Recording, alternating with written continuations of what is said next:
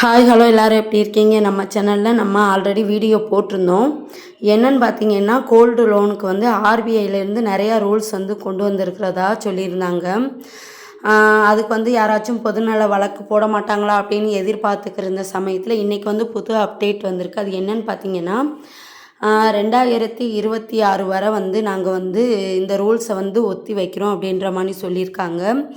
அது மட்டும் இல்லாமல் 2,00,000க்கு உள்ள வந்து நகையை வந்து அடகு வைக்கும்போது இந்த ரூல்ஸ் வந்து பொருந்தாது அப்படின்ற மாதிரி சொல்லியிருக்காங்க. ஸோ 2,00,000 ரூபாய்க்கு வைக்க வரன்னு சொல்லும்போது நமக்கு நிறைய நகை இல்லாதவங்களுக்கு ஓகே தான்.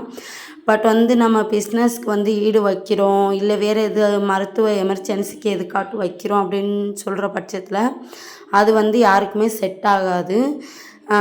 மேக்ஸிமம் என்ன சொல்கிறாங்க அப்படின்னு பார்த்தீங்கன்னா, நம்ம வந்து நிறைய பேர் வந்து ஈடு வைக்காமல் பேங்க்குக்கு இப்படி ரூல்ஸ் கொண்டு வந்ததுக்கப்புறம் நம்ம போகாமல் இருக்கும்போது பேங்க்காரவங்களே இதை வந்து இந்த ரூல்ஸ் எல்லாம் வேண்டாம் அப்படின்ற மாதிரி வந்து மனு கொடுத்து ஸ்கிப் பண்ண வாய்ப்புகள் இருக்குது அப்படின்ற மாதிரி சொல்லியிருக்காங்க. ஸோ அதுவும் எதிர்பார்க்கப்படுது.